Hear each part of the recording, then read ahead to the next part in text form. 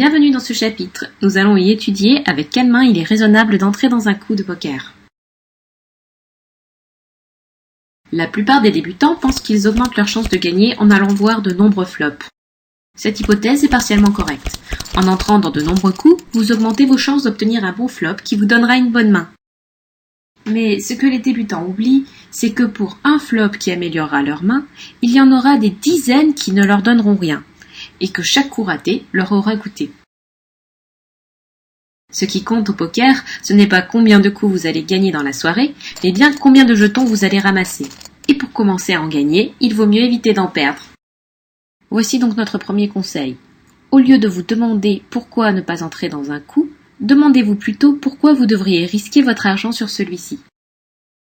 On peut évidemment gagner un coup avec n'importe quelle main, avec beaucoup de chance ou un gros bluff.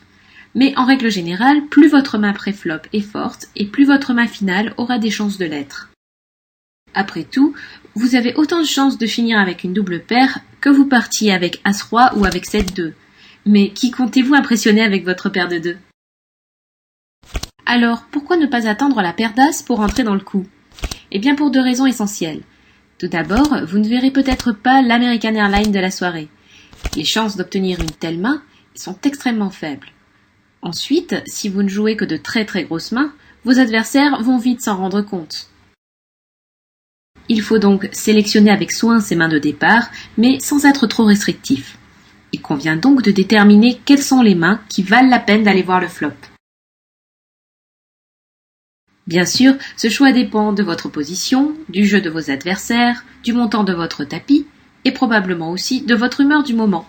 Mais nous verrons comment ces facteurs doivent influencer votre sélection des mains dans les cours ultérieures. Pour l'heure, je tends un œil aux mains que l'on considère usuellement comme jouables, du moins à la Poker Training Academy. Afin de faciliter la compréhension du choix des mains de départ, celles-ci n'ont pas été classées par force. Cette notion sera développée plus tard dans notre cours 3.1. Elles ont été donc classées par type de main. Tout d'abord, les grosses paires. Ce sont les meilleures mains. Elles sont aussi appelées les premiums. Elles ont un gros potentiel de gain. Lorsque vous recevez une telle main, il est criminel de ne pas la jouer. Attention cependant à ne pas sous-jouer de telles mains pré-flop, car un flop offrant un tir